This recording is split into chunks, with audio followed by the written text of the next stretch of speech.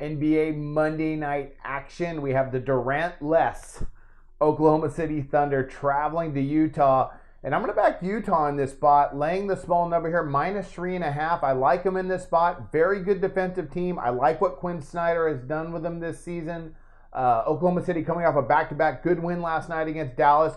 But I think Utah is going to be a little bit too much for them to handle off that back-to-back, unless Russell Westbrook does more than Russell Westbrook normally does, which is a lot of awesome. But I just like the way Utah, how they control the interior, how they control the pace of the game. I think if they could do that, which I anticipate they will with Oklahoma City coming off that back-to-back, I think they'll be able to control the tempo and win this game by about 7 to 10 points. So I like the Jazz in this matchup. Let's go ahead and start breaking these teams down. Oklahoma City, they've been fantastic this year on the offensive end. They're averaging 109.2 points per game, shooting 46.2% from the field and 35.5% from beyond the arc. Those are all very solid numbers in the NBA. Billy Donovan has come in, hasn't changed much. They're going to push tempo as much as they can. Westbrook, one of the best in the league. What can you say? He just keeps going. I mean, hats off to him. But tonight, I think it's a tough spot. That was a pretty emotional win yesterday, fighting back against Dallas. That might be a little bit too much for them now to travel to Utah, a very good defensive team.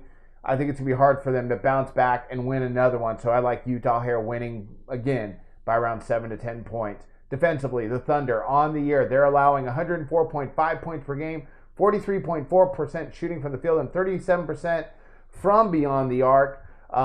Pretty good defensive numbers. They're just a good team. They just got to have Durant back. You know, once they get him back, they can probably get clicking again. Oklahoma City can make some noise once he gets healthy. We're just going to have to see how it all plays out. Utah on the air offensively, not much going on with them. They're averaging 95.1 points per game, shooting 43.5% from the field and 35.1% from beyond the arc. They're very good in the paint, and the interior is where they do most of their damage. Derek Favors is having a great year, and they have some nice pieces around the perimeter, but mostly they like to control tempo, so that low score is attributed to that. Defensively, this is the guts of the play. Utah on the year, they're allowing 92.4 points per game, 42.8% shooting from the field, and 34.1% from the beyond the arc. So those percentages go with those points per game.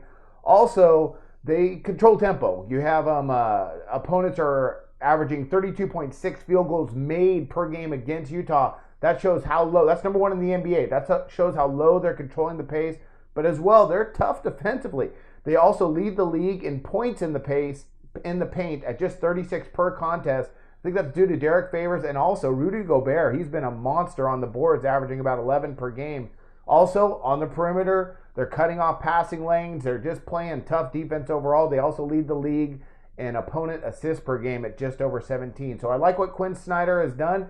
Not a ton of athletes on this Utah team. He's found their identity, and he's rolling with it. They're an inside-outside team, and I like them to give Oklahoma City a lot of trouble tonight. I think defensively they're going to be really tough, and I look for Utah, to win this game by close to 10 points. Tough spot for Oklahoma City. So we're going to back the Utah Jazz today, minus the 3.5. That's my NBA play today, and I wish you guys luck on your picks today.